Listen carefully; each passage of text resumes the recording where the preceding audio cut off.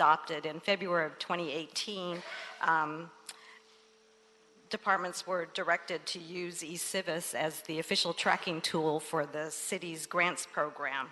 After that, 4 departments, the city attorney, economic development, and economic and workforce development, fire, and recreation and parks, participated in a phase 1 program to enter their active competitive grants into the system and to work with the CAO and eCivis to develop acceptance grant form that could be generated from the eCivis system and used to streamline the acceptance process.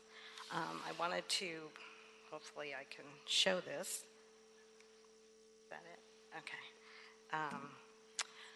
So what's really nice about this whole activity is that all departments will be participating in the eCivis tracking and management system, and it'll provide a way for the city to better coordinate and centralize all their grants data. So as you can see from this first slide, it allows a department to have a dashboard of all their active grants. Ms. Fong, I'm sorry, do you have copies of these slides? Because it's really hard to read the PowerPoint. I have one set. I'm sorry? I have one set of slides. Here's okay with moving on this. Okay, continue. Sorry. Just, whatever you have, if you can just bring that forward. Thank you, Laura.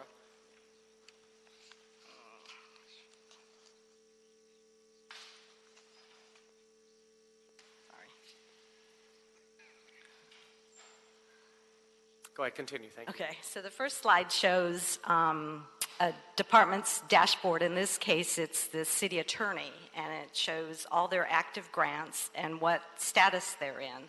So you'll see that some are in the application stage, some are in the awarded stage, and there are a few that are about to be transitioned into the implementation stage. So it is a real time saver in that not only can you keep track of what status your grant is in, but it will also allow you to upload related documents, keep track of tasks that are associated with activities that you have to do on a grant. Say for instance, if you had to submit a progress report, you could actually enter in a task, assign it to someone, and then put in reminder deadlines of when it has to be prepared. And then after you complete that task, you can actually show that it's been completed and upload the associated document with it. Let me click through to that slide. This particular slide shows one of the grant awards, and from it, you can activate a different action connected to it. So in this case, if you clicked on the second button, you would be able to ask it to generate that acceptance grant form, and it would populate the form in all the appropriate fields with the grants data that you had already entered. Let me switch to the next slide. This slide actually shows some tasks that had been completed. In this case, it actually documented the acceptance process that the department went through in terms of submitting it to mayor and city clerk for council reference to a committee to have it be considered. So I think that's it. So that's the final one. I don't know if you had any questions for me. Thank you. Thank you, Ms. Fong. Appreciate the presentation. This is a great effort to create some efficiencies in our grants and how they're awarded, how we apply for them. Really appreciate the presentation. Look forward to sending this to council for full approval. Colleagues, any questions?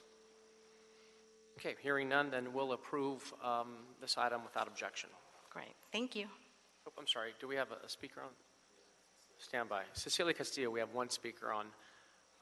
Let's reconsider item number 4 without objection. Cecilia? Representing Mr. Bloomfield's office. Good afternoon. I'm here on behalf of Councilmember Bloomfield. I just want to thank the first departments that helped work out the kinks with eCivis, because it was a lot of work putting the manual together, and we look forward to all the departments, because all the departments need to be on board in order to fully experience it for the CAO's office and to be able to generate those reports for council. So thank you. Thank you, Cecilia. Okay, so with that, item 4, we will approve without objection, send that to council. Thank you. Okay, next item is item number 1. Item 1, Port of Los Angeles to report relative to the Board of Harbor Commissioners' approval of a revocable permit between the Port of Los Angeles and the Coalition Transload Services, LLC, for the continued use of property located at 2401 East Pacific Coast Highway. On September 28, 2018, City Council adopted motion Buscaino-Bonin pursuant to Charter Section 245, asserting jurisdiction over the Board of Harbor Commissioners, action taken September 20, 2018. And I believe, Mr. Clerk, before we dive into this item, there is a correction on the address. If you want to just, let's knock that out now. Yes, sir. The correct address for the site is 2401 East Pacific Coast Highway. Thank you, John. Okay, with that, we have before us the Executive Director of the Port of Los Angeles, Gene Soroka. Gene's got a presentation, and then once he completes his presentation, we'll go into the comments. For those who filled out a card, if you wish to speak on item 1, and if you haven't done so, please do so. Visit the kiosk in the back. Mr. Soroka, the floor is yours. Thank you. Thank you, Chair Buscaino, and good afternoon. Committee members Bonin, Krikorian, also good afternoon. Members of the public, committee staff, distinguished guests, and Harbor Department staff. On September 20th at the Los Angeles Harbor Commission meeting, I presented a request on behalf of staff to our commission for a 30-day revocable permit for California Transload Facility. The action I requested of the board was to look at the permit on a 30-day basis, given the cargo that moves through that facility and the jobs that are created at that plant. A little bit of background on the subject. Beginning in 1995, a revocable permit was issued to California Carthage, followed by an agreement number 2069 in 1998 to conduct transloading operations at the Port of Los Angeles in Wilmington. Entitlements were terminated by the Harbor Department in year 2013, the month of August, as we began to work with the Burlington Northern Santa Fe Railroad to develop their Southern California International Gateway Rail Facility, also on the same proximity in Wilmington. In October of 2017, California Carthage was purchased by NFI Industries, parent company also of California Transload Services. The court ordered the court, being the Superior Court of California in Martinez, ordered the City of Los Angeles and its Harbor Department to decertify the environmental impact report and set aside the permit with the Burlington Northern Santa Fe Railroad in an effort to complete 2 outstanding items in the EIR for the court's approval. Given that vacation of both the permit and the environmental impact report, a new lease document or vehicle is required to impose effective terms and conditions on the premises and occupancy. The property, as mentioned at the opening, is in Wilmington on Pacific Coast Highway and amasses approximately 80 acres. As we were going through this process, our board asked us to look into concerns that were brought before its body over previous months. We highlighted those as 3 areas: wages, safety violations, and business environment. On the first, wages, our research indicated that there were 2 items that were outstanding. One, a lawsuit issued by the Los Angeles City Attorney against Cal Carthage subsidiaries, K&R Transportation, CMI, and Cal Carthage Express in the specific area of truck driver wages. Second, were categorized as safety violations. Our research indicated that there were 3 OSHA violations, one that had been completely finalized, another that was settled, and a third that was outstanding. And last, the business environment, where there was concern for treatment of workers, conditions of work, and the property and surrounding areas. 2 of our commissioners visited the site after subsequent and repeated efforts by advocates to improve the business environment. The approval of this 30-day revocable permit is important to the Harbor Department for the following reasons. Approximately $6 billion of cargo move through this facility on an annual basis. Under the employ of this firm are more than 700 workers, both on a permanent basis as well as those who are classified as seasonal. And it is necessary for us to have the proper entitlements to the property for indemnification purposes on behalf of the city, insurance for the ongoing business concern. And in summary, the request of the board at that time was to find that the proposed action was in the best interest of not only our Harbor Department, but the state of California for the purpose of doing business, and to approve a 30-day revocable permit.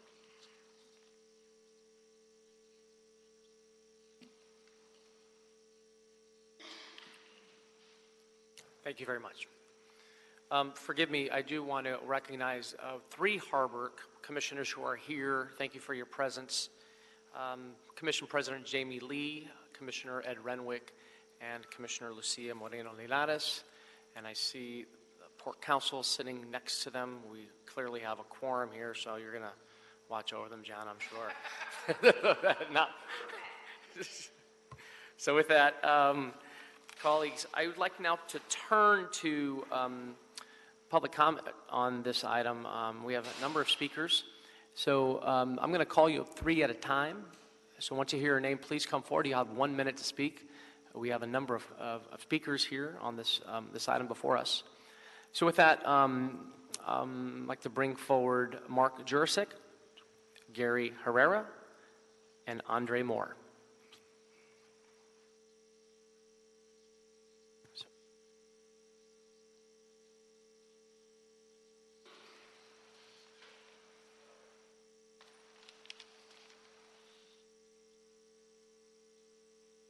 Good afternoon. My name is Mark Jurasik. I'm here speaking on behalf of ILW Local 13.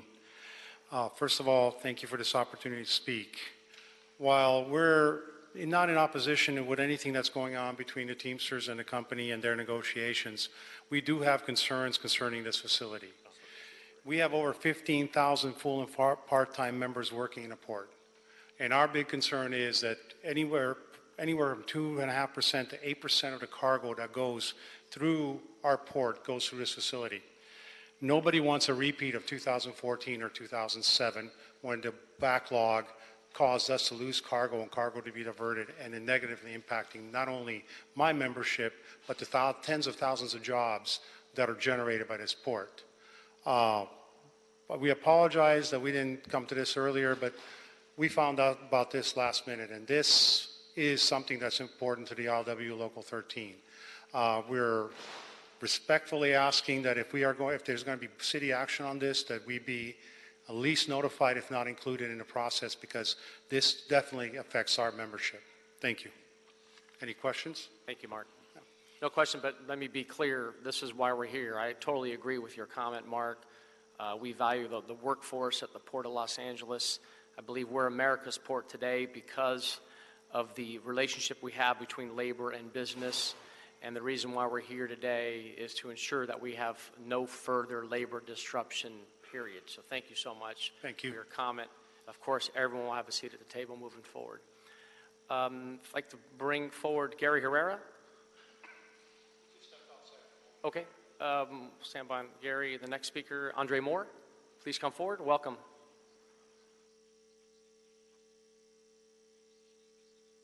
Mark, if you can bring in Gary, that'd be appreciated. Thanks, man.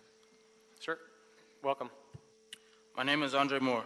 Last week when I stood before you, I told you a little bit about how Carthage is my home and my coworkers, the people behind me, are my family.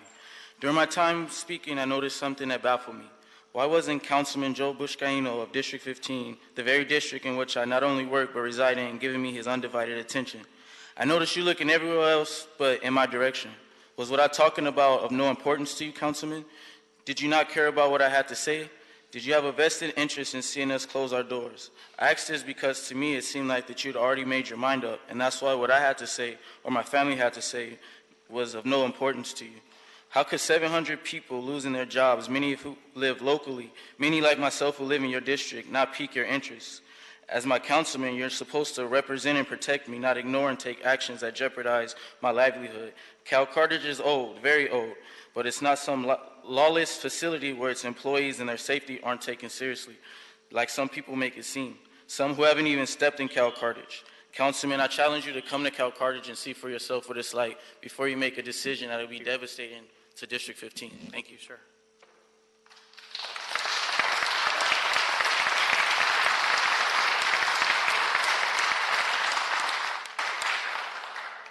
Again, let me be clear. We're not here to shut down anybody or take people's jobs away, okay? We are here to prevent further labor disruption. A brother of mine who's here I went to high school with, I'm proud of Gary Herrera. Please come forward, sir. Welcome. How you doing, Joe? Good afternoon. So first, I just heard what you said, and so I'm going to go ahead and give my speech anyway. On behalf of the working men and women of the ILWU, I thank you for bringing attention to issues of the workers at NFI. When it comes to the rights of workers at the ports of LA and Long Beach, the ILWU has and will always be a voice. We stand by the principles of workers' unity, internal democracy, and international solidarity, why we say an injury to one is an injury to all. Our members work the ships and operate the equipment that make the port the economic engine of the city and nation. The facility handles 2.5% of the container movement through the port, and any disruption would be a significant impact on the jobs in the ports. So we also want to emphasize how important the continual operation of this facility is to the efficient and orderly operation of the entire port. Do not let this facility shut down. I mean, I heard what you just said, so. We also support your efforts to strengthen workers' protections as you consider new tools or policies to protect workers. Do I keep going? Go ahead, just finish your sentence. So just make sure this place stays open. We want to be at the table. We want to have a say. From the ILW's standpoint, we want to be there to protect the workers. Thank you. Eric. Hey. Next three speakers, Tony Cervantes. And just for those who are here or against the item, please just limit your applause so we can get moving on the on all speakers. Tony Cervantes, Walter Aldana, who is a Spanish speaker, so if we have a translator, please come forward, and Eric Hope. Good afternoon, sir. Good afternoon, sir. Yes, my name is Tony Cervantes. I worked at Carthage for 29 years. I'm a warehouse lead. At Carthage, we're not bad people. We're more like family. We're not related by blood, but we're more like brothers and sisters. At Carthage, we all treat people fair and equal with respect for one another. When NFI purchased Carthage last year, they've been focusing on the employees. There has been changes there. They've been having remodeled the restrooms, throughout the break areas, laying new pavement in the dock. And every quarter of the year, we have employee appreciation lunch. I hope we make the right decision here today for us to continue working at the site. There's over 700 jobs pending on your decision. We always keep it professional and we keep it with respect to all. Thank you, sir. Thank you, sir.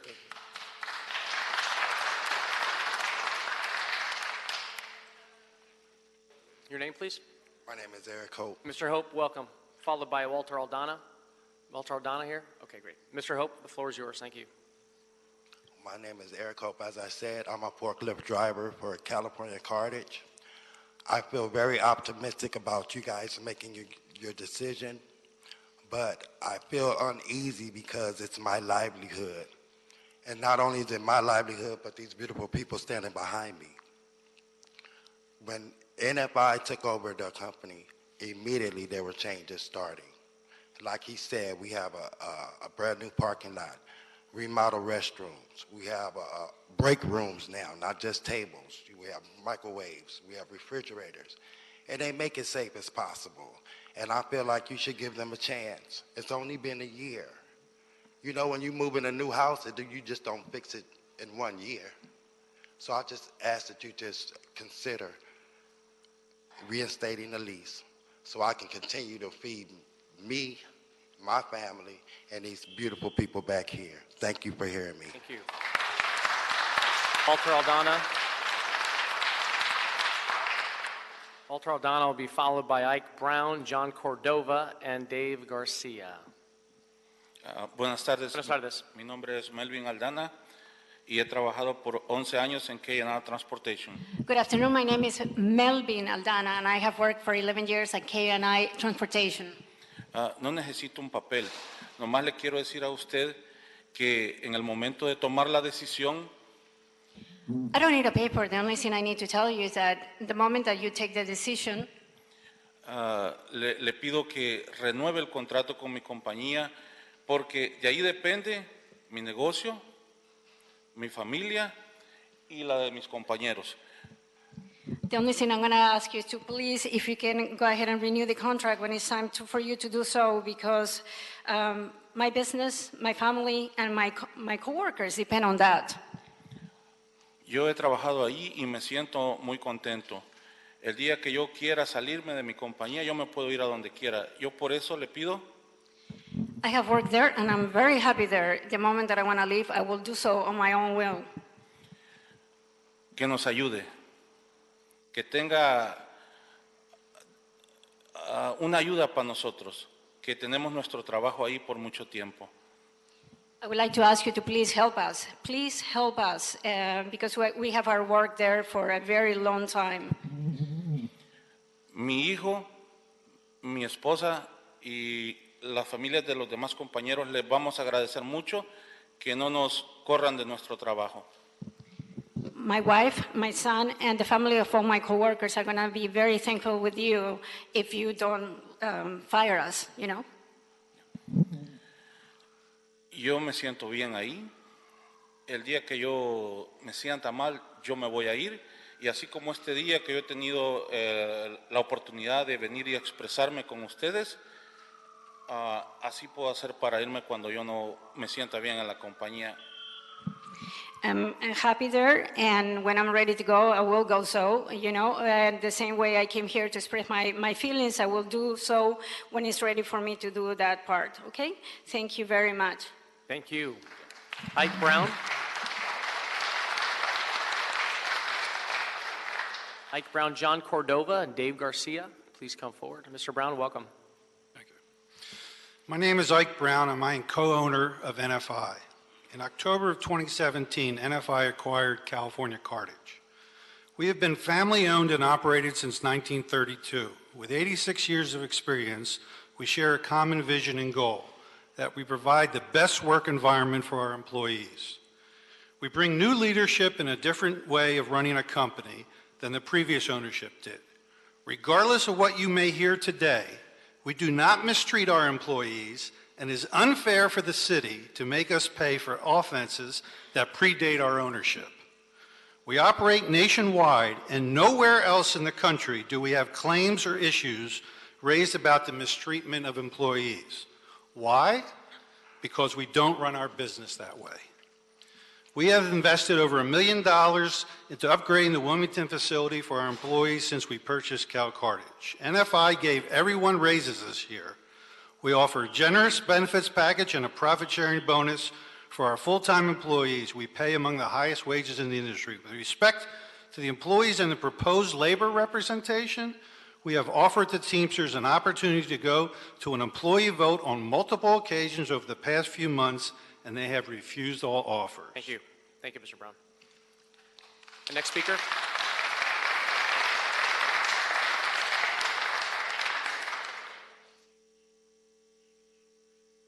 Good afternoon.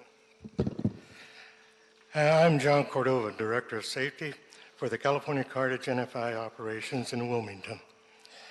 Responsible for directing safe work practices to all of our supervisors and employees, leadership training of the safety and health programs, develop a positive perspective for safety. Its effective and improvements provide safeguards as required to ensure safe work conditions. OSHA inspection conducted in June of this year included several forklifts. These forklifts were outside, not in service, and waiting to be inspected. No danger to anyone. Defects noted, which was 2 brake adjustments, were conducted immediately on the spot. not ignored or neglected. Truckers from K&R Transportation and Cal Carthage Transportation Express say they are mistreated, cheated. If that were true, why are they still there? Thank you. Bruce Jefferson.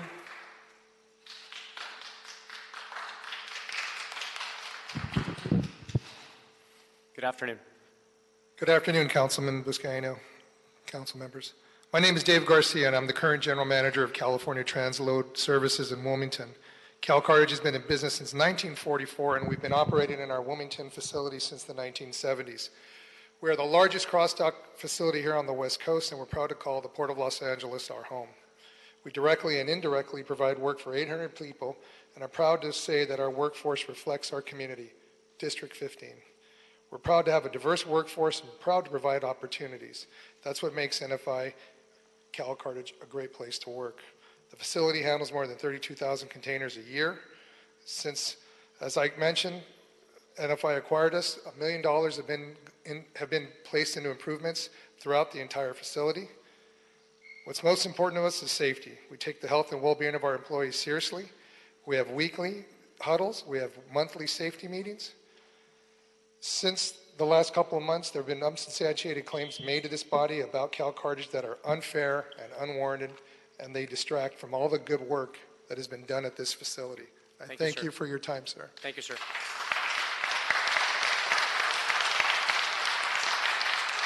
Jefferson. I want to thank you, Council Member. Just this past week, the National Labor Board has filed a complaint on behalf of my wrongful termination, that NFI and Cal Carthage wrongfully terminated me. And the rest, you'll hear. What they're saying over here in the red vests, these are the ones that tried to buy me off a week ago. Wanted me to take the money and run and not reinstate me in my job. I'm here to talk about the unsafe conditions there. When NFI took over a year ago, there was an individual who passed out. You know what management said? Get a box and cover the man up. Cover the man up with cardboard boxes. It's 110 degrees out there. It's 145 degrees in the containers. We have been in front of you countless of times. This is not about me. It's about my fellow co-workers over here. They have not one warehouse worker over here on a daily basis. This all consists of management. Thank you.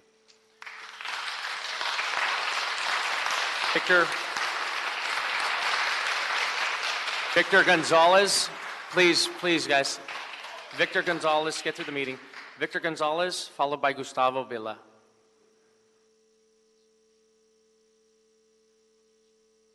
Good afternoon, everyone. I've been working there almost 10 years. They finally hired me full-time after 9 years. Anyways, we do need more safety, and we're trying to fight for everyone, including the office management and the couple workers they do have. As Teamsters, as we like to get someone representing in the union there at the port. So we like to also say for them to quit letting them, they disregard the workers, and also they retaliate against people that are fighting for their rights over here, for everyone, not just us, but for the people in the red. And I want to say we do need new scanners. We're wasting too much time, over 45 minutes a day. We need new scanners. Thank you.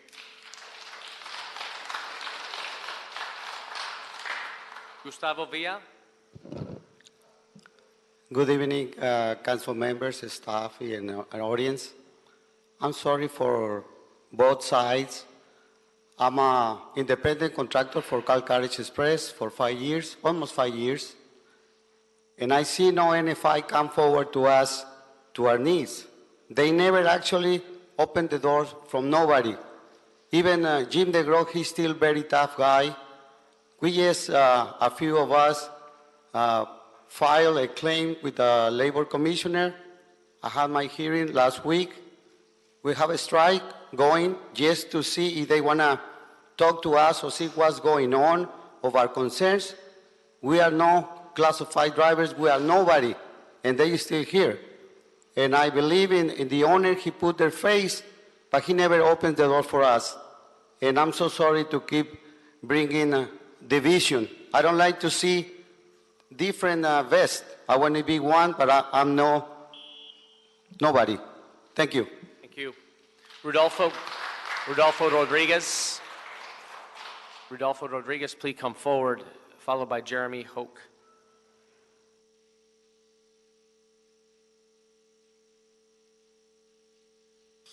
Mi nombre es Rodolfo Rodríguez. My name is Rodolfo Rodriguez. Tengo 11 años trabajando para la Carthage, soy chofer. I am working for Carthage for 11 years. I am a driver. Me he ido a huelga 2 veces. Ahora lo encontramos en huelga otra vez. We have been in a strike twice, and we are on strike right at the moment. Y pues no hemos ninguna diferencia en estas 2 veces. We have not seen any difference between these 2 strikes. Estamos luchando por la mala calificación y queremos una unión para estar unidos porque juntos somos más fuertes. And we have not seen any difference between the 2 strikes, and we want this to get better because together we can do much better stuff. Sí, y queremos parar pues que el manager terminal, manager que tenemos, siempre los intimida. You know, the manager that we have right now, he's always intimidating us. Y pues por eso estamos luchando. And that's the reason why we're fighting right now. Es todo. That's all. Thank you. Thank you. Next speaker.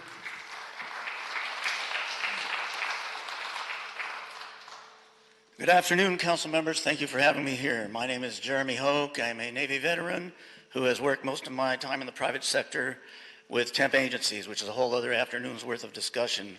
But at a recent meeting with the port commissioners, a number of employees speaking on behalf of NFI Cal Carthage related their success stories.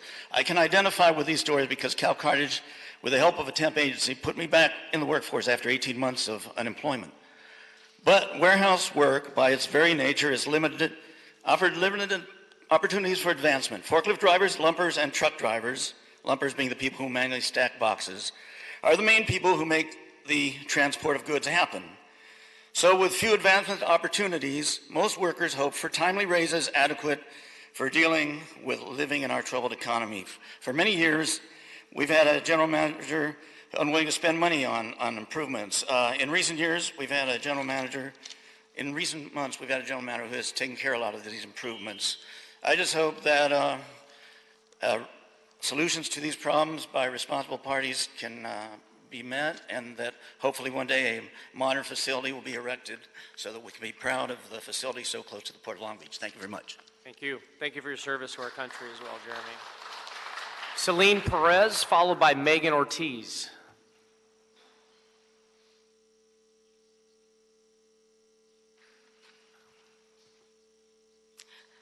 Good afternoon, council members. My name is Celine Perez. I'm the co-executive director of the Warehouse Worker Resource Center. When NFI took over last year in October 2017, and today you hear that a lot of the issues prior to that have been fixed, that is not truly the case. It's the same violations, the same law breaking, just the only thing has changed at this facility is the name. That's why in June this year, again, CalOSHA has cited this facility in terms of forklifts not having functioning brakes. And again, even last week, workers were again identifying that these forklifts, the brakes continue not to function, the tires are in disrepair. As Bruce mentioned, the Nlrb just issued a complaint for his unlawful termination. September this month, complaints have been filed with California Department of Fair Employment and Housing because of the racial discrimination that continues to happen at this facility against African American workers. One of the things is that everyone's fed up at how this employer functions, and that we need to address these labor disruptions because they're going to continue until this is solved. Thank you. Megan Ortiz. Megan. Yes, hi, good afternoon. I'm Megan Ortiz, Executive Director of the Institute of Popular Education of Southern California. We operate 4 of the city-funded day labor centers across Los Angeles. And I'm here in support of the workers who have spoken today from the Our People, Our Port Coalition, specifically because we know day laborers and domestic workers often are the victims of misclassification, unlawful termination, wage theft, OSHA violations, and just like the workers here explained today. And that's why we also stand in support of them, because an affront against one worker is an affront against all. And we believe that all companies should respect the law, including labor violations. Carthage is on port property. And IDEPSCA believes that when companies operate on public property, they especially should be held to the standards of respecting workers' rights and the laws that respect workers. When laws and workers' dignities are not respected over and over, we support the workers' rights to escalate, including a strike, until they get justice. Thank you. Fred Potter. Fred Potter. Jessica Durham. Oh, Fred's coming up. Followed by Jessica Durham.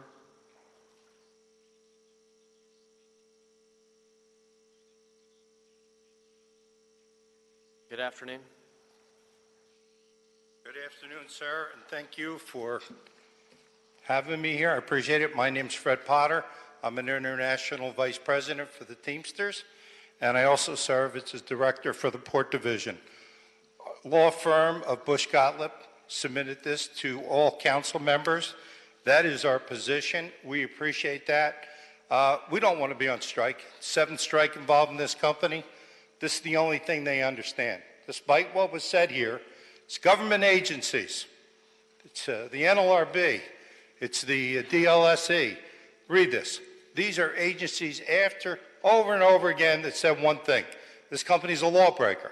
They're not paying payroll taxes, and they unlawfully fired this guy just before this committee hearing today.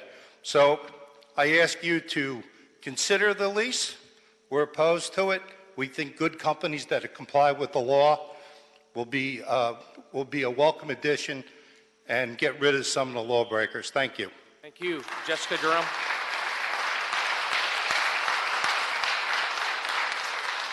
Jessica will be followed by Kevin Badley. Hi, good afternoon. Good afternoon. My name is Jessica Durham. I'm the director of Lane's Ports campaign, and as part of the Our People, Our Port coalition, we work together with our community, labor, and faith partners in support and solidarity of the port drivers and warehouse workers, like some of those you heard today. We also assist workers in wage theft claims, and at this very moment, our legal team is assisting 12 CalCartage Express drivers in labor commissioner hearings for a total of $5.2 million in wage theft. So first and foremost, I just want to thank you for your leadership in addressing this issue. I think it's clear that the rampant violations at CalCartage have reached crisis proportion with the 7th strike in less than 3 short years. I also have copies of the recent CalOSHA citations from earlier this year, which include violations since the new management took over. Thank you for bringing this forward. We urge you to veto the lease and find solutions so the port can protect its proprietary interests and protect itself from these labor disruptions. Thank you. Thank you.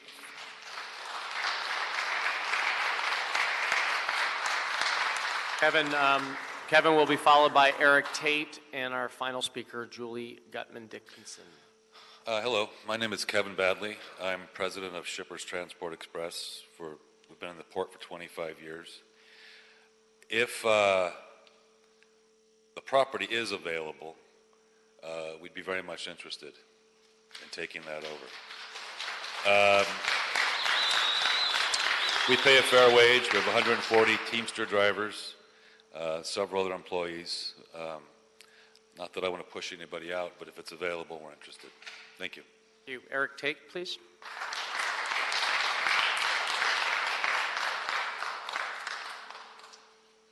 Good afternoon. Good afternoon.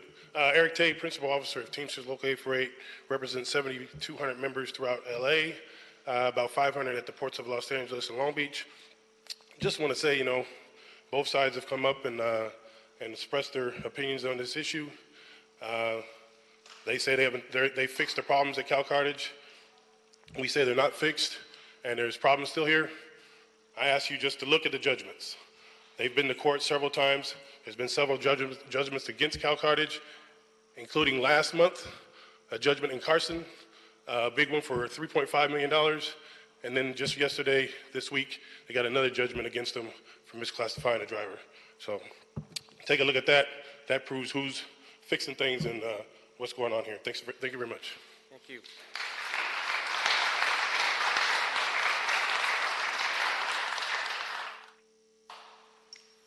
Our final speaker.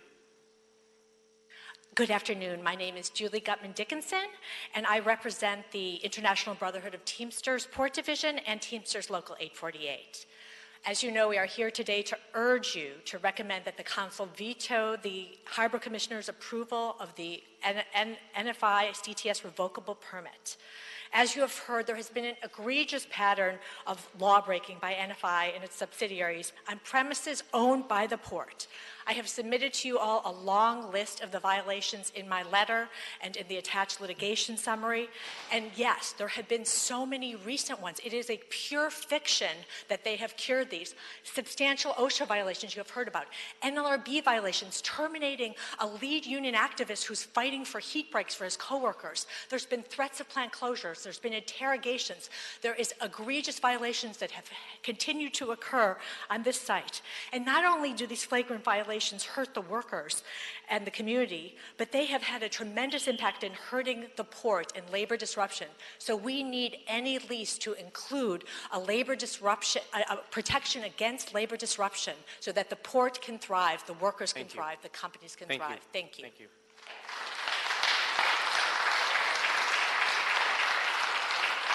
So with that, colleagues, I just have several questions for the Harbor Department, for the company, NFI, for the Teamsters. So if I can, allow me to ask a few questions, and then I'll turn it over to both of you. A representative of the Harbor Department, can you please come forward, wherever that may be? Mr. Soroka, thank you so much for your presence. Can you respond to the concerns expressed here by the workers and your thoughts? Well, workers' rights are number one on our list. And you've heard from both sides today. I'd say that the further questioning go to the company and the workers themselves. As we look forward to what this property means to us, it's very important to understand that we want to do everything possible to protect these workers, and while doing everything above the law. And what's before us, just to clarify, is a 5-year lease that can be terminated with a 30-day notice, correct? No, that's not. It's a 30-day revocable permit. And over how many years? It could go on as long as anyone would want, which is not necessarily the program that we normally put forward. But it is a bridge, as I explained to you in the beginning of my reporting, that because of the Superior Court's ruling in California, we need to deviate from the previous permit holder, that being the Burlington Northern Santa Fe Railroad, to make sure that we have coverage and entitlements on the property and the work that is taking place today. In addition to Cal Carthage, there are other revocable permit holders in this 85 acres as well. The 30-day revocable permit is meant to be short-term, so we can get to the work of completing the EIR areas, the 2 specific ones that the court has asked us to explore further. Okay. So every 30 days, you as the port director necessarily does not have to go back to the commission every 30 days, correct? That is correct, but it is cancelable in 30-day increments. Up to, I mean, what's short term? Is it 1 year, 2 years? It can be as short as 30 days. And how long? But well, we don't know yet. It depends upon the work that we must do as directed by the Superior Court to get through the EIR with relation to the Southern California International Gateway Project. And it is our effort to make that as expeditious as possible. And aside from this, have there been any other labor actions in and around the port complex in recent years? Not to my knowledge. And if the port gets a reputation, say for, I mean, we did have a small, well, I don't know, small with ILW, that was what, 3-4 years ago? There was ongoing contract negotiations between the employers and the ILWU during, beginning in July of 2014 and culminating in a tentative agreement in February of 2015. So I recall then there was some concern from our trade partners of the ongoing frequent labor actions. Do you feel that these types of actions, including the ones that we're experiencing here today, would adversely affect business relationships? My experience over the 4 years that I've been at the Harbor Department is no. What I can say is that cargo owners will pivot and they will adjust based on what is happening in and around the harbor. Other trucking companies will haul cargo, other arrangements will be made. But I can say that the efforts you and the committee are making, the organizers, and many other activists has shined a light on a part of our business that needs to be improved greatly. On a national basis, we are facing a crisis in trucking. The average age of a driver today, which used to be considered one of our great professions, is 57 years old. We have a national attrition rate of drivers at 20%. On that national scale, for our competitiveness, we must find ways to improve the training and opportunities in this area. And in the port, turn times are very important. Today, the ports of Los Angeles and Long Beach have an 87-minute turn time, which is among the worst in the nation. We must improve the visit process for the drivers so they can bring their cargo to and from our facility in an expeditious fashion.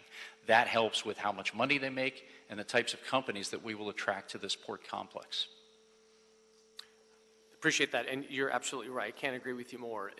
Again, going back to what I said earlier, we are the port that we are today because of relationships that we have with our business partners and the labor force that moves our goods and being part of that supply chain. I want to direct your attention to the bottom of page 2. The board report states as, quote, declining to issue this revocable permit would result in the loss of all these warehouse transloading jobs on Harbor Department property, end quote.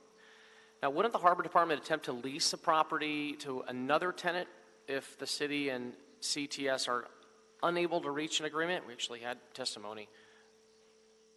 Would that be possible? This is a very complex issue, as I've stated. Directed by the court to take these next and necessary steps is part of the bigger picture.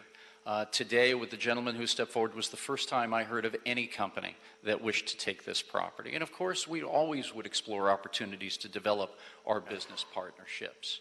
Realistically speaking, with a 30-day revocable permit and the pending work that we need to do on the EIR for the railroad project, I cannot necessarily state how long this property would be available to an ongoing business concern. And regardless, if it is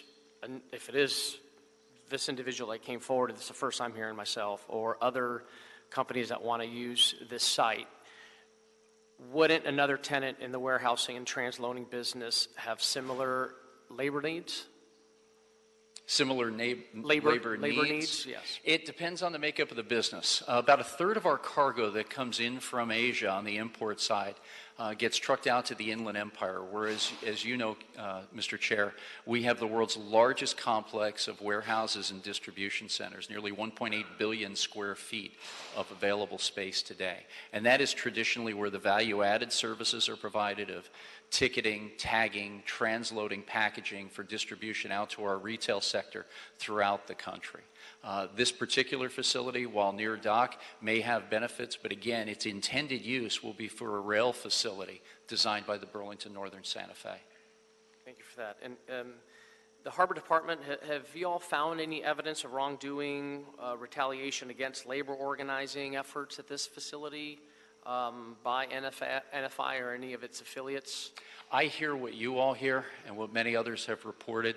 I would respectfully request that you speak to the individuals that are on the property every day, but this is of great concern to ours too. And you saw in my presentation where I listed the 3 categories of topics that folks have brought to the Harbor Commission, and staff has been directed to follow up on to ensure that we research any and all issues that may come with this particular company or others that operate at the Harbor Department. Does the Harbor Department have plans to monitor these ongoing allegations of wage theft, safety, labor allegations at the site? And what if is the Harbor Department plan if evidence of these violations emerge? What's the next step? Even in the 30-day revocable permit, which is short time by...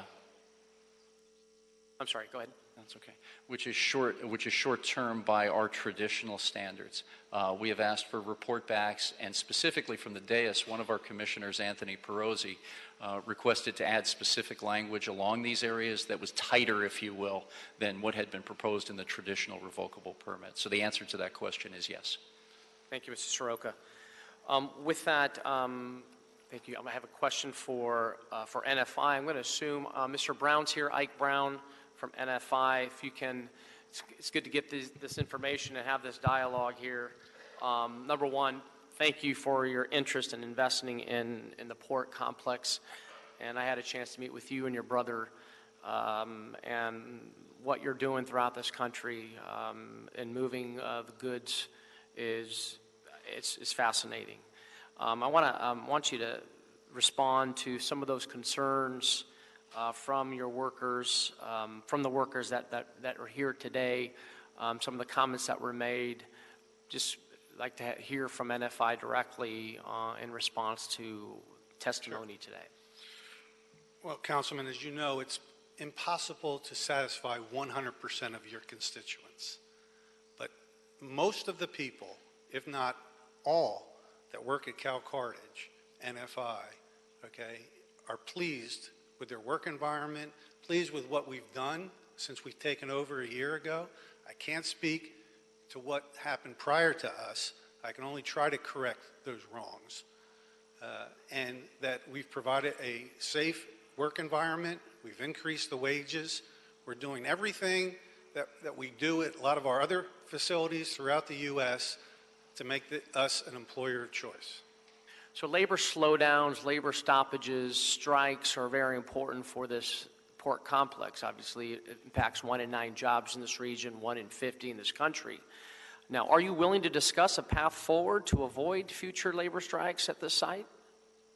Discuss with who? With the workers, those who are continuing to picket. I believe there's 15, I heard in testimony, 15 labor strikes in the last several years at this site. Well, I mean, we have an open door policy. If they're working for us and they have an issue and they want to come in and talk to management, the manager's here, okay, they can come in and, talk about whatever they want to talk about. So that's always been there. It's no different than what it is today. So even though we'll continue to potentially see these labor strikes and pickets, are you concerned about these labor strikes that are occurring in and around your facility?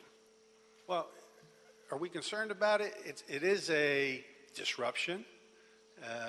It is something that we'd rather not have. No other place in our network throughout North America do we have labor issues. We have an open dialogue with all our employees. So those people that are out there on the line, for whatever reason that they might have, they have a means and a pathway to voice their opinions. I can't agree with you more. You have definitely inherited a problem here based on ongoing litigation and such. So do you feel that you've addressed some of these concerns over the course of the last year since you've inherited this property? Okay, so because you mentioned you made higher wages, you're improving the working conditions. Okay, when we acquired California Carthage, we're a family-owned business. The Curry family was a family-owned business. We didn't acquire California Carthage because of the equipment and the facilities that they had. We acquired them because they had a talented workforce, and they still have a talented workforce.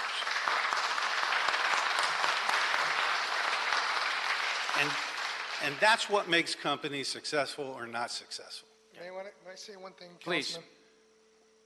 You know, we've been here, I've been there for a year and a half. The company's been there for a year and under new management. You just identify yourself for the record, I'm sorry. David Garcia, General David Manager. Garcia, General Manager? Yes, sir. We do have an open door policy. We ask that we follow, a certain path. Do it at the local level with your supervisor. If it can't be taken care of, office door is always open. But more importantly, our employees had a union vote, and they unanimously voted the union 2-1 not to be represented. So we have a pretty good work environment. It's a nice place to work. We have 2 rules. Treat everyone with the utmost dignity and respect, and do your best. Okay, right now, we have some folks that have walked off the job today. I'd say it's probably about 20 from our workforce, maybe 25. There's people in this room that don't even work in our facility. There are leads, there are supervisors, there are lumpers, and there are drivers. There's maintenance folks here.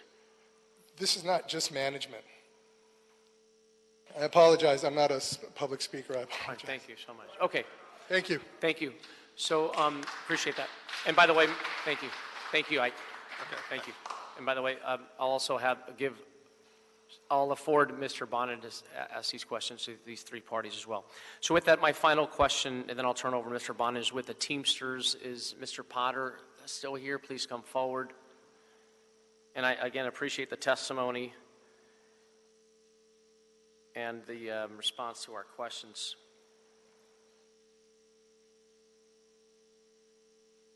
Again, my concern is doing everything we can to avoid these strikes and work stoppages. So, Mr. Potter, question I have for you, will you continue to strike if working conditions are not improved at this site?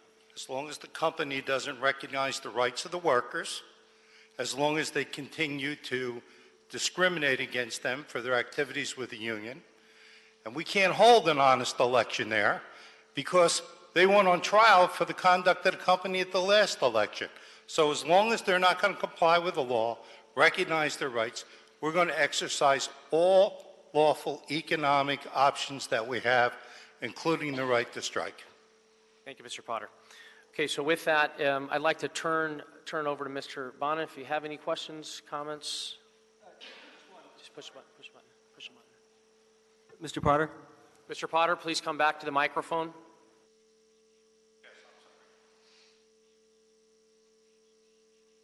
Just wanted to ask a follow-up question to your last point, because I think Mr. Buscaino really got to the heart of something, which is, the city has a real concern about the potential for strikes or work stoppages and the impact that would have down there. What, as specifically as you can, what are you seeking from them that would bring an end to the problems? Well, we want them to recognize that their drivers, like the LSC claim that was discussed today, are not independent contractors, they're employees. Recognize their rights. Pay the payroll taxes that you're supposed to pay for employees. Allow them the opportunity to decide whether they want a union. Don't illegally interrogate workers when there's union discussions. Don't punish workers who seek safe working conditions. Call OSHA. Don't terminate people who complain about heat where it's unsafe. Fix the problems. You have one thing to do as a company. They say they respect the workers. What I don't understand is why they appear to be complying with the law other places but feel they don't have to here. Because it's not our record. It's their record from government agencies that investigated these claims. And just to be clear, it's your contention that the interrogation, the intimidation, and the termination is continuing to happen under the current ownership? That's correct. Thank you. Thank you. So, Mr. Potter, I heard from Mr. Brown an olive branch that has been extended to the workers who are concerned about the ongoing issues at the site of coming to the table. Mr. Brown indicated in testimony that you all refused. Can you shed light on that? Did that actually happen? I have not been contacted by the company. No one from the Teamsters. During discussions on the Nlrb trial that's happened, there was discussions that they would be agreeable to an election. we're not going to have an election unless they're going to comply with the law. And there's been no assertion by the company that they're going to do that. And their history is that they don't. Okay, thank you so much. Hold on, sir. Sir, please. Mr. Brown, when I call you up, I'll just speak. Okay, thank you, Mr. Potter. Any other questions? Okay, great. Thank you very much for your testimony at all parties. Thank you. So with that, I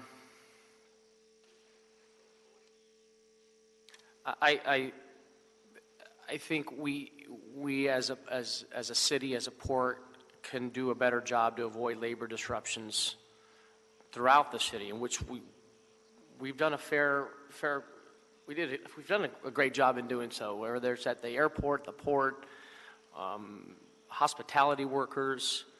But this specific location, how much of an impact the port has in movement of goods, we have a long tradition at the port of embracing a solid labor force with good paying jobs. As I mentioned earlier, the port has had great success in partnering with our trade partners, our tenants, our business partners, and this is why we are the #1 port in the country. These ongoing disruptions, I feel, will continue to poorly reflect on our operations, and in general, I don't know how this is any different than other work stoppages and work slowdowns at the port complex. So no way in good conscience that I can support the Commission's recommendations. My direction, and we have 3 solid leaders at the Port Commission, is to go back, do the right thing, include provisions in the agreement that will end work stoppages, go back so that we can avoid further distractions and bring something to the Commission that we can all be proud of. So my recommendation, Mr. Bonin, would be to veto the September 20th, 2018 action the Board of Harbor Commissions, find that the city has a proprietary interest in avoiding work stoppages and ensuring the efficient movement of cargo in and out of the Port of Los Angeles, and finally request the Harbor Department to include safeguards to protect against work stoppages in any future permit or lease with California Transload Services. That would be my recommendation. You have a second?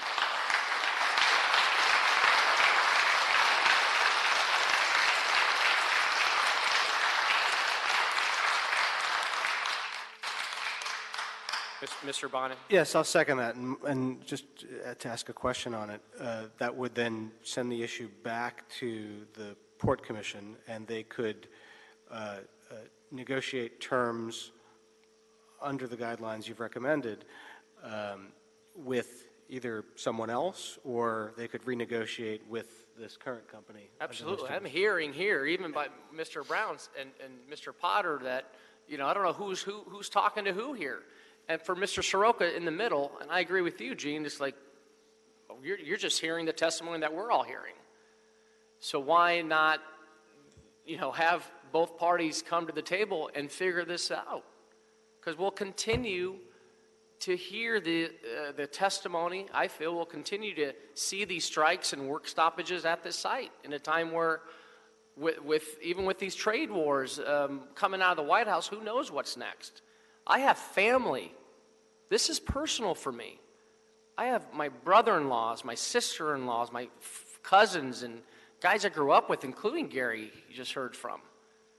They heavily rely and bank on the port operation. Any stoppage or slowdowns will impact their pocket and their family's livelihood. And I'm just hopeful that this action will allow both parties to come to the table so we can end these work stoppages at the port. That will be the order without objection. Thank you so much for all those who came to testify. Look forward to hear this moving forward. Thank you.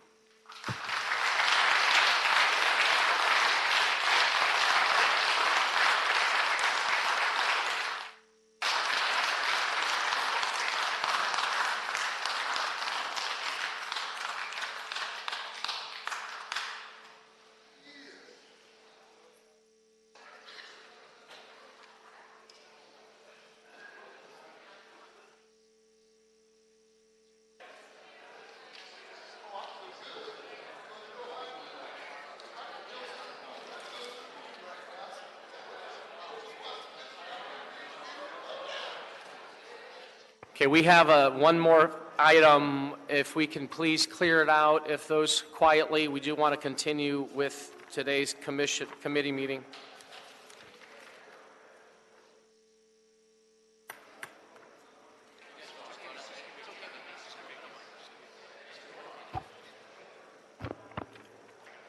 Thank you. Thank you. Okay, shh. We have one final item. Item number 2 is now before us. Our final item. Item 2, Executive Director, Board of Los Angeles, to report relative to the status of department activities, including operations, finances, capital improvement projects, public safety and security, planning, technology, and marketing promotions pursuant to motion. Buscaino-Bonin. So with that, I'd like to call Mr. Soroka to come forward. And Gene, let me say this. We have continue to have a strong working relationship between my office and the port, and we've done amazing work together. You have leadership before you. You have 3 of your own commissioners here. And like a family at a dinner table, you're going to have an argument or two. You may not agree with one another on a couple things, but as one with this last item. But I can't thank you enough for your leadership of the port and what you continue to do on the business side, on the environment piece, as well as the community and the infrastructure that's happening along the waterfront as it relates to commercial real estate. So with that, I'll turn it over to you. We tend to have these quarterly reports for our tourism folks, of course, the airport, as well as a port. So you are up this go-around, and the floor is now yours. Thank you. Thank you, Mr. Chair, committee member, and appreciate those very kind comments, and thank you for your ongoing support of what we're attempting to do at the Harbor Department. You are correct. This is the latest installment in our quarterly reviews that are shared with this committee. And we have traditionally, if okay with the committee, continued to report on the business of the port itself, our community and environment. And we think that captures the essence of our business mission and has been the plan overall in our strategic endeavor at the Harbor Department.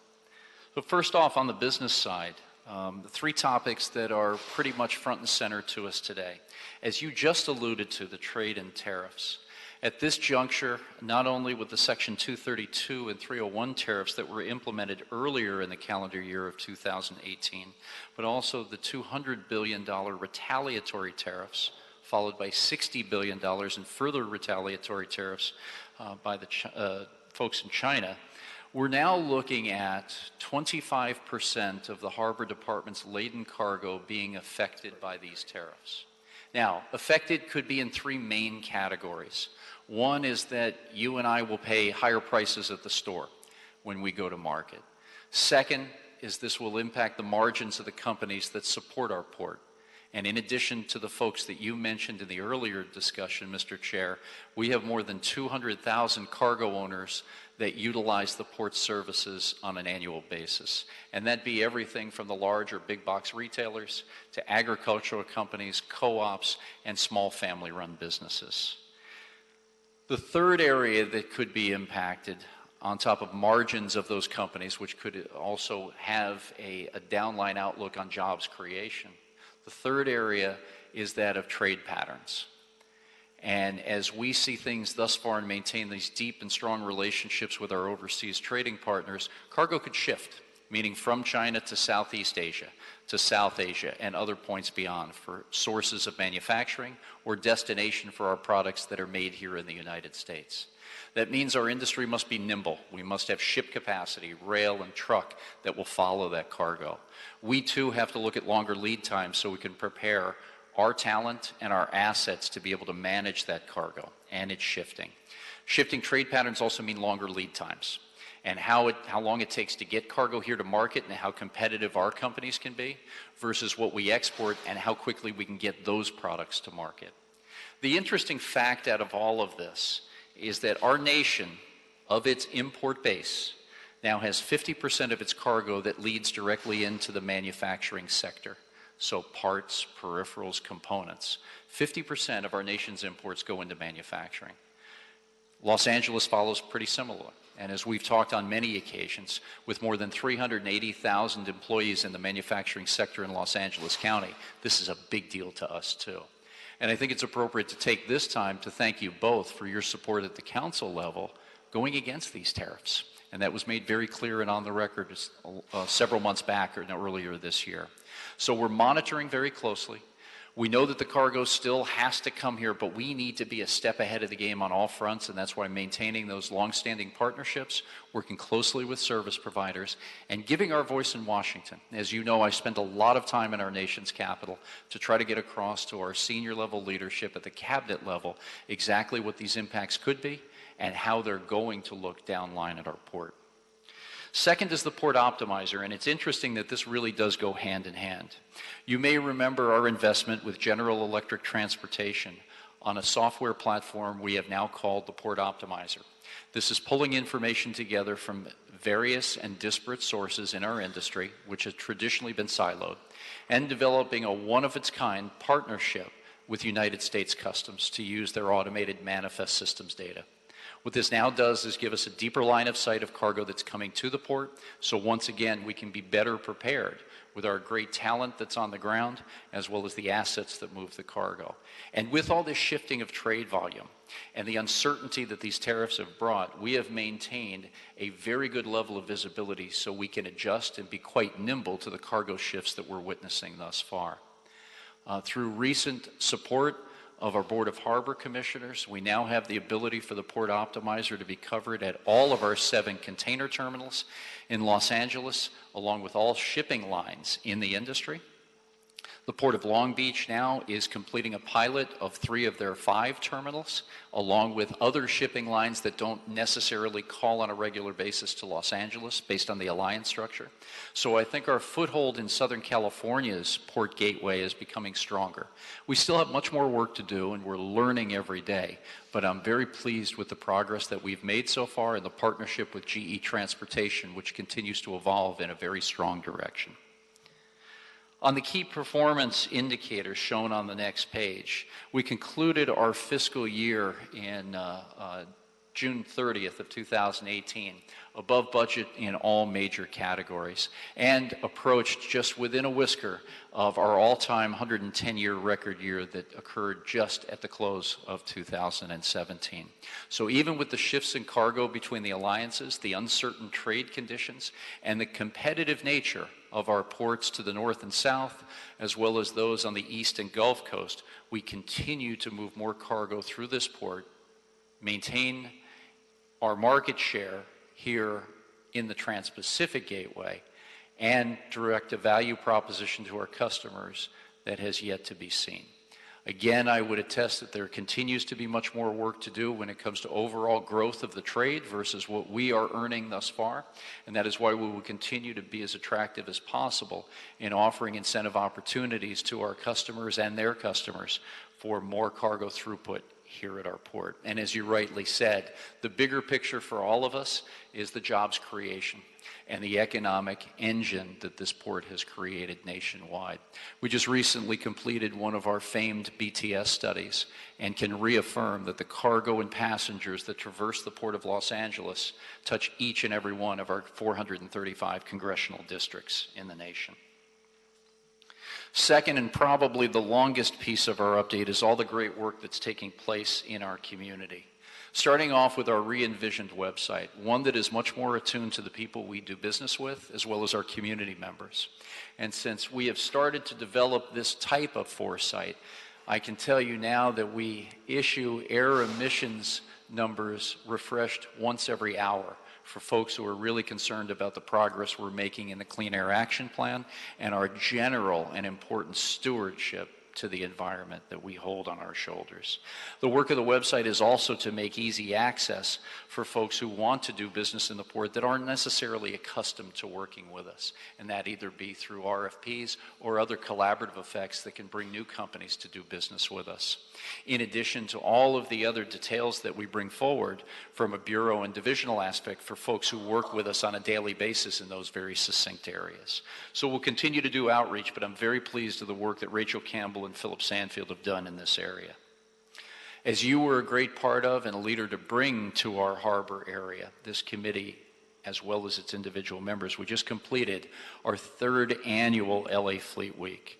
We had the best attendance ever with more than 250,000 visitors. That's great. And that means folks that are coming down from all parts to visit, dine at our shops, go to our restaurants, and take a look around at the more than 300 servicemen and women that visited our port during that long weekend of Labor Day. Quickly, this has become an annual tradition, and the economic boost that it gives in our area is only second to the morale boost it gives to all of our citizens, not only in your district, Mr. Chair, but all of those who've taken a great interest in making Fleet Week such a success. Okay. And lastly, the LA Waterfront. And if I may, and I know we've run a little bit longer than committee really normally does, but I've got several updates that I think are very important to the committee. First, the Cabrillo Way Marina pads. I'm fired up over this one. This is exciting. Good. The port released a prospectus for the ground lease development opportunity in August to reach out to prospective and interested parties to include marina operations and real estate developers. The release coincided with the Urban Land Institute LA Waterfront Tour, also held in August, of which you were a big part, which highlighted the development of this opportunity to over 150 ULI members in attendance. Development includes 87 acres of land and water, a 12-acre development pad, waterfront promenades, 700-plus wet slips for boats and pleasure craft, 325 storage slips, and an operating marina business. By October this month of 2018, the request for qualifications will be released, and in Q1 of 2019, a request for proposal will be out on the street.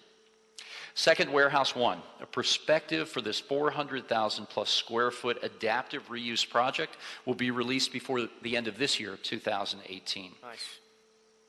By the second quarter of 2019, we believe we'll be ready to put out a request for qualifications and then start to really amass the amount of intel and data that we need to put forward this project in good stead. I'm sorry, what's the time on the RFQ for The Warehouse RFQ One? is slated for the second quarter of 2019. Q2, thank you. Thirdly, the Wilmington Waterfront and Los Angeles Department of Water and Power land swap. As you heard earlier and called up from our colleagues, the LA DWP land swap process, 3 documents required to move forward with construction are in motion. The 180 right of entry received on the 18th of September. The 3-year right of entry construct has not been received yet, but we're in draft form going back and forth, and I would think that that is imminent in its delivery.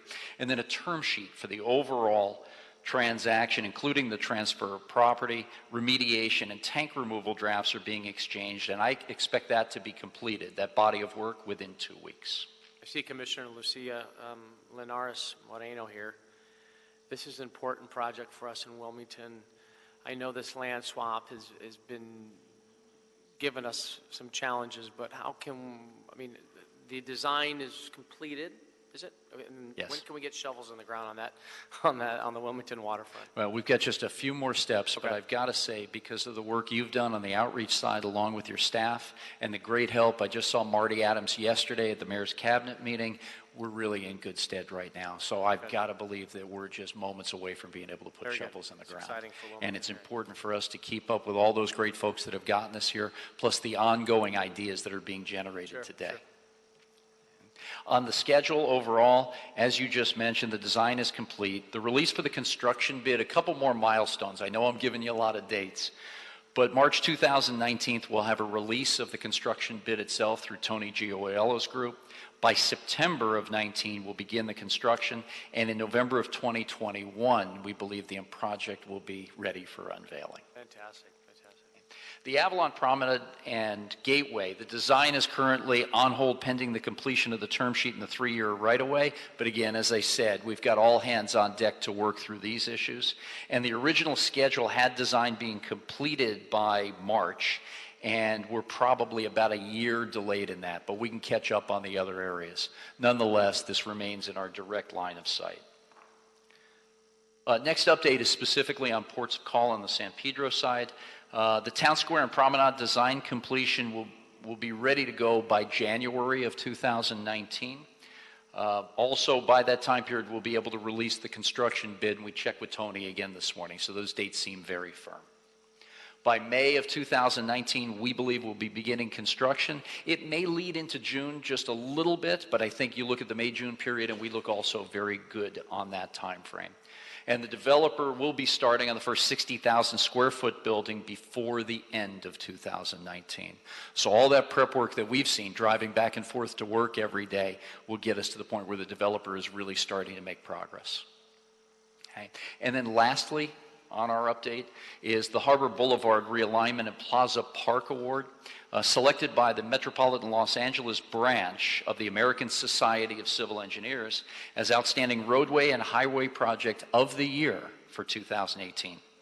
The project involved the realignment and reconfiguration of the 3-street intersection at Harbor Boulevard, 7th Street, and Minor Street in San Pedro, readying the busy LA waterfront thoroughfare for the new San Pedro public market. This eliminates a historic bottleneck for vehicular and pedestrian traffic and provides safety and accessibility for all who want to visit us at the waterfront.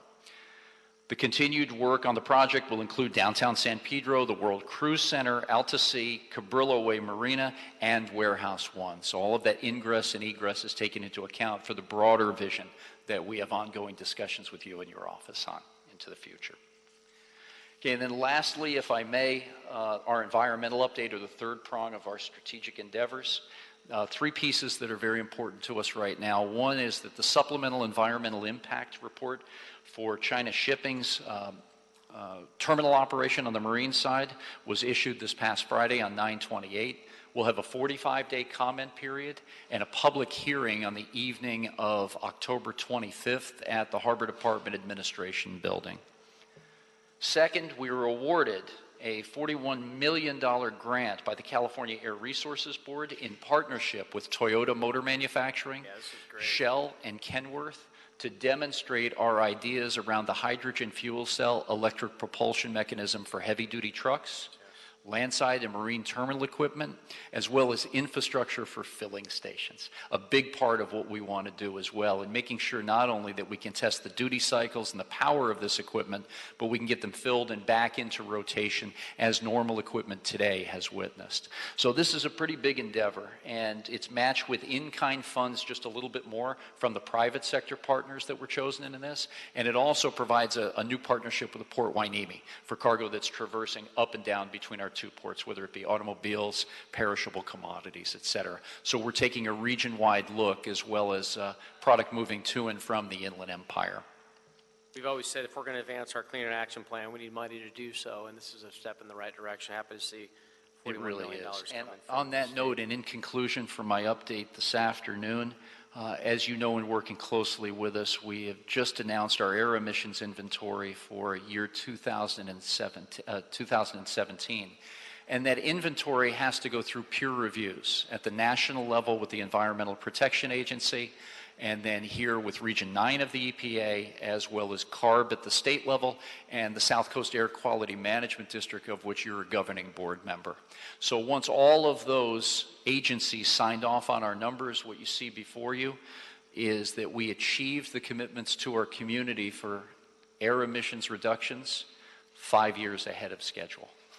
And that's in part why I called for a next iteration of the Clean Air Action Plan back in September of 2015, which the Harbor Commission Board, along with the Long Beach Harbor Commission, approved on November 2nd of last year, which will get us to not only new areas of reducing CO2 and greenhouse gases, continuing to push forward on reducing these source categories that you see before you, but also with a goal of getting to zero emissions terminal operating equipment by the year 2030 and zero emissions heavy duty truck goal by the year 2035.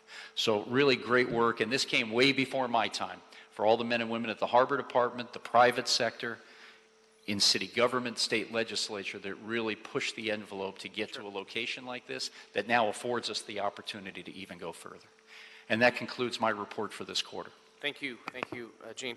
I want to take you back to a few slides if I can, and it's the monthly key performance statistics. Yes. Very impressed with those numbers of the containers that came through, meeting and exceeding some expectations. Would you agree that your GE optimizer was very instrumental in moving these goods and hitting some of these marks. How's that working for you these days? Yeah, I think it's early days, but the inertia and the momentum we're gaining from it is good. Our ability to issue spot, especially with these shifting trade patterns and the uncertainty with all the rhetoric around tariffs, is helping too. The movement forward to include all shipping lines in the Trans-Pacific Theater and all of our terminal operators really will make us significant, that we have critical mass now. So again, we started with a pilot. You remember endorsing last summertime at APMT with Maersk and MSC.